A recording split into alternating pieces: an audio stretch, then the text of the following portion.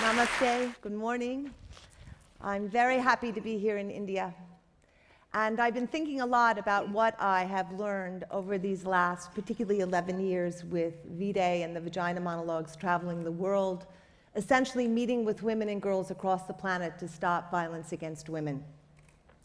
What I want to talk about today is this particular cell, or grouping of cells, that is in each and every one of us, and I want to call it the girl cell. And it's in men as well as in women. I want you to imagine that this particular grouping of cells is central to the evolution of our species and the continuation of the human race.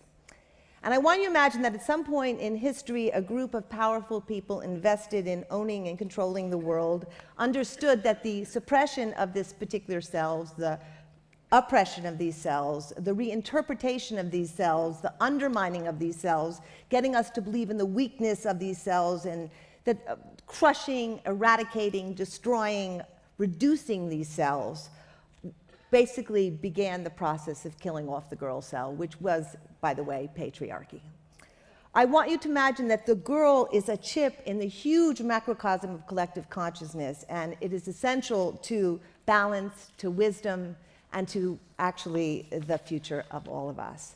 And then I want you to imagine that this girl cell is compassion, and it's empathy, and it's passion itself, and its vulnerability, and its openness, and its intensity, and its association, and its relationship, and it is intuitive. And then let's think how compassion informs wisdom, and that vulnerability is our greatest strength, and then emotions have inherent logic which lead to radical, appropriate saving action. And then let's remember that we've been taught the exact opposite by the powers that be, that compassion clouds your thinking, that it gets in the way, that vulnerability is weakness, that emotions are not to be trusted, and you're not supposed to take things personally, which is one of my favorites. I think the whole world has essentially been brought up not to be a girl. How do we bring up boys? What does it mean to be a boy? To be a boy really means not to be a girl. To be a man means not to be a girl. To be a woman means not to be a girl. To be strong means not to be a girl. To be a leader means not to be a girl. I actually think that being a girl is so powerful that we've had to train everyone not to be that.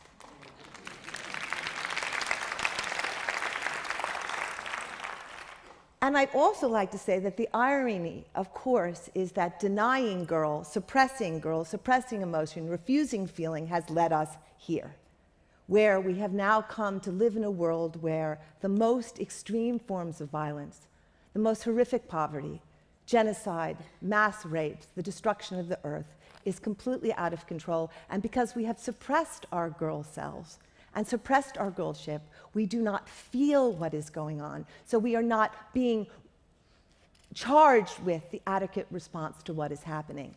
I want to talk a little bit about the Democratic Republic of Congo. For me, it was the turning point of my life.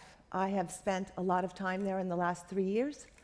I feel up to that point I had seen a lot in the world, a lot of violence. I've essentially lived in the rape mines of the world for the last 12 years. But the Democratic Republic of Congo really was the turning point in my soul. I went and I spent time in a place called Bukavu, in a hospital called the Panzi Hospital, with a doctor who is as close to a saint as any person I've ever met. His name is Dr. Denis Mukwege.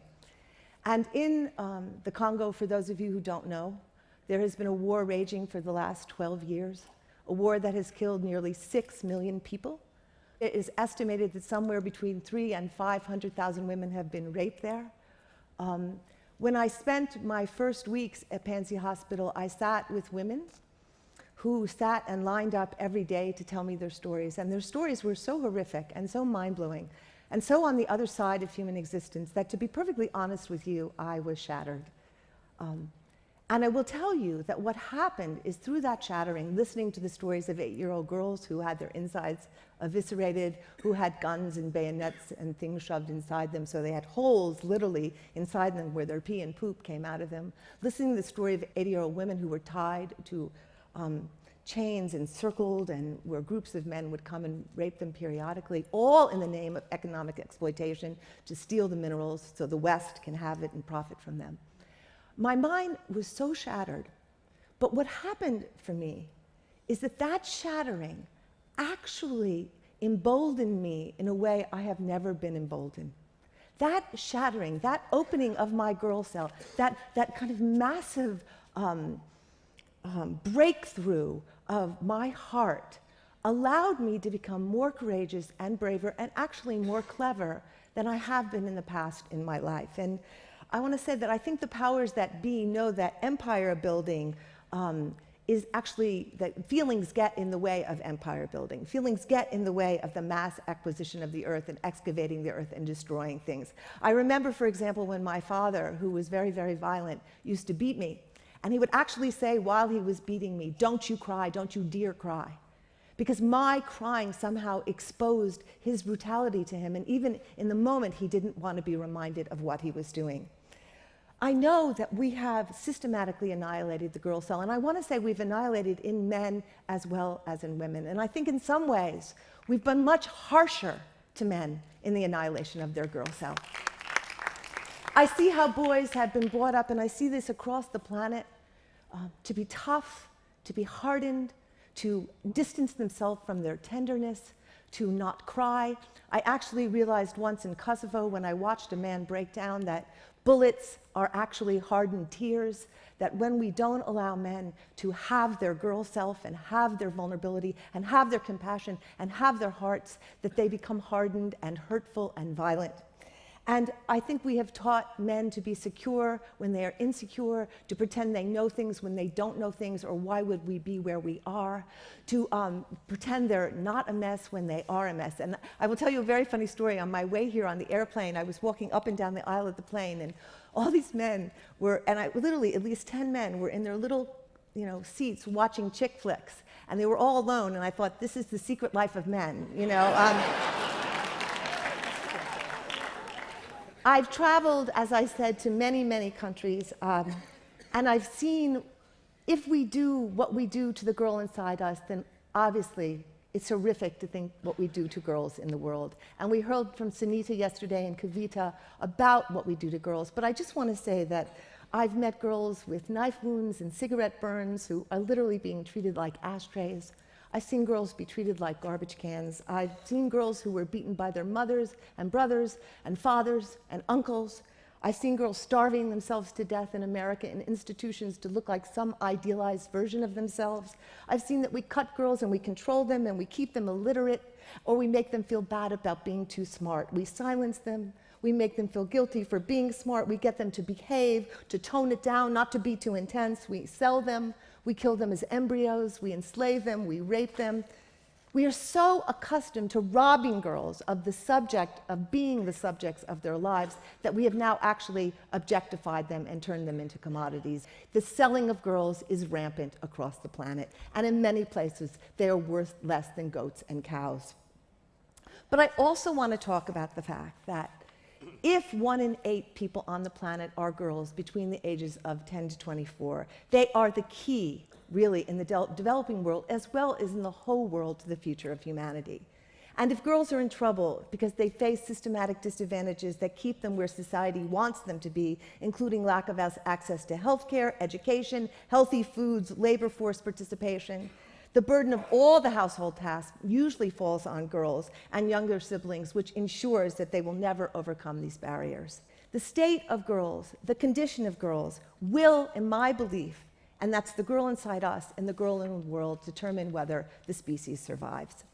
And what I want to suggest is that, having talked to girls, because I just finished a new book called I Am an Emotional Creature, The Secret Life of Girls Around the World, I've been talking to girls for 5 years, and one of the things that I've seen is true everywhere is that the verb that's been enforced on girls is the verb to please. Girls are trained to please. I want to change the verb. I want us all to change the verb. I want the verb to be educate, or activate, or engage, or confront, or defy, or create. If we teach girls to change the verb, we will actually enforce the girl inside us and the girl inside them. And I have to now share a few stories of girls I've seen across the planet who have engaged their girl, who have taken on their girl in spite of all the circumstances around them.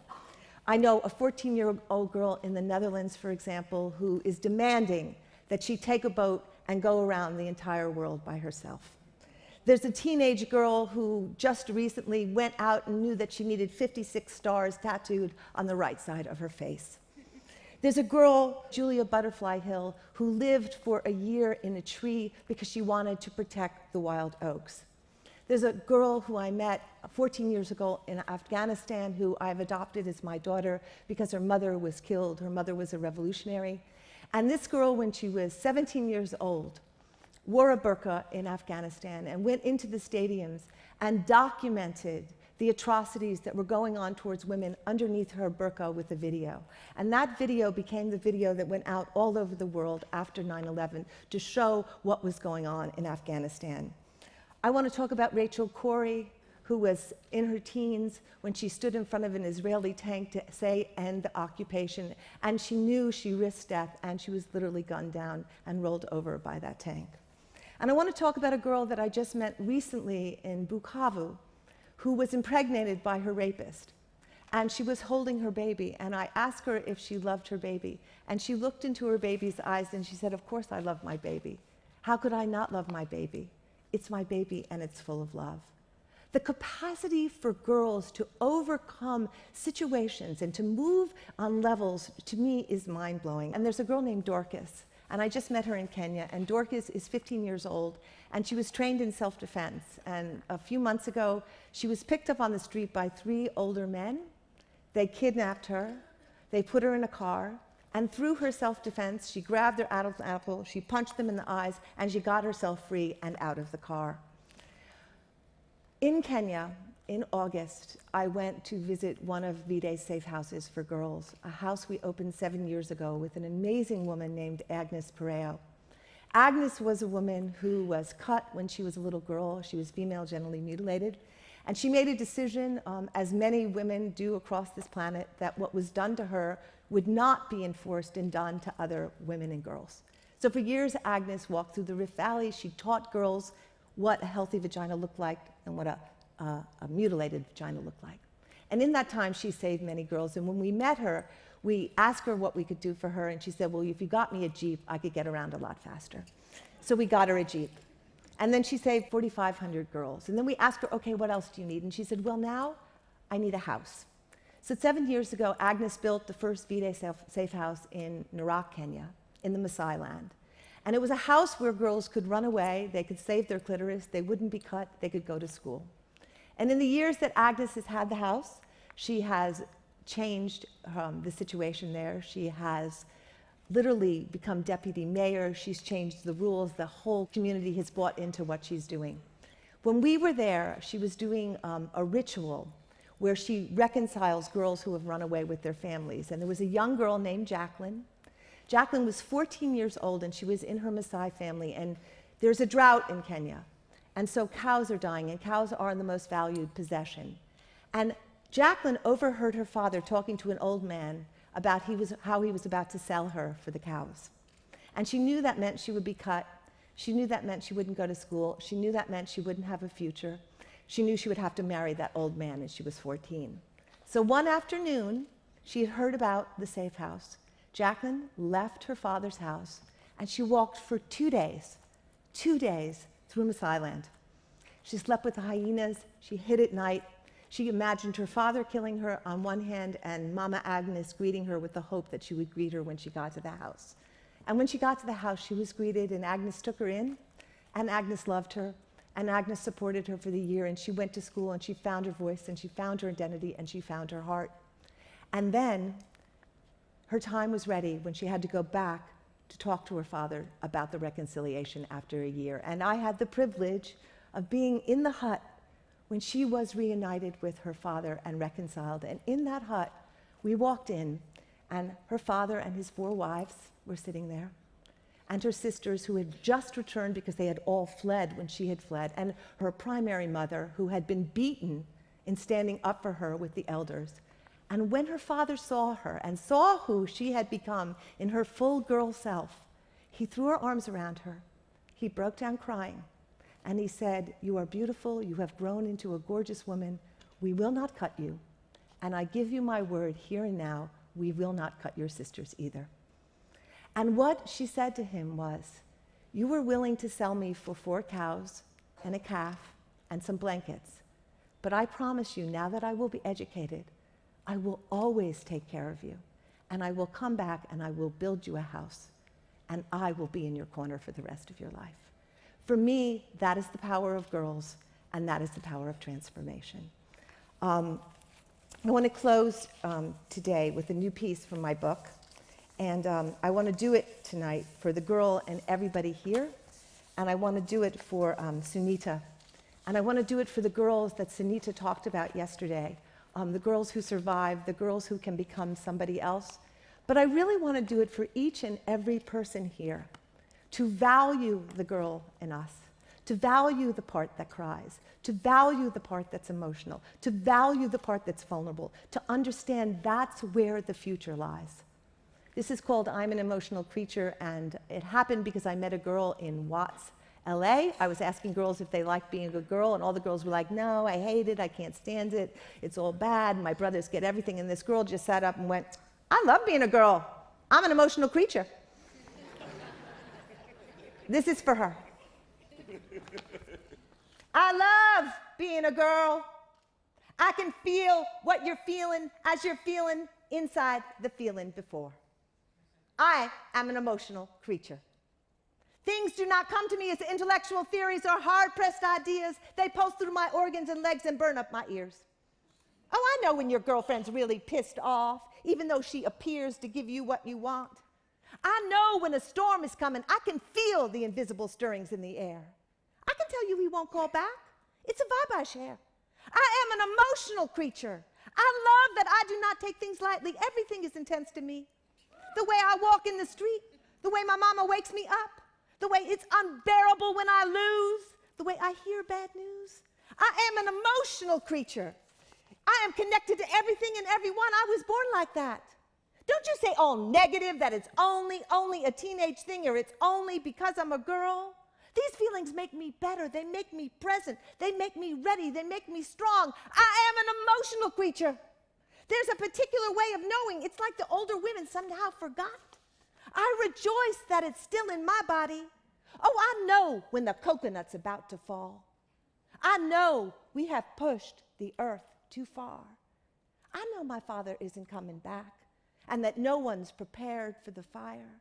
I know that lipstick means more than show, and boys are super insecure, and so-called terrorists are made, not born. I know that one kiss could take away all my decision-making ability. And you know what? Sometimes it should. This is not extreme. It's a girl thing, what we would all be if the big door inside us flew open. Don't tell me not to cry, to calm it down, not to be so extreme, to be reasonable. I am an emotional creature. It's how the earth got made, how the wind continues to pollinate. You don't tell the Atlantic Ocean to behave. I am an emotional creature. Why would you want to shut me down or turn me off? I am your remaining memory. I can take you back. Nothing's been diluted. Nothing's leaked out. I love, hear me, I love that I can feel the feelings inside you. Even if they stop my life.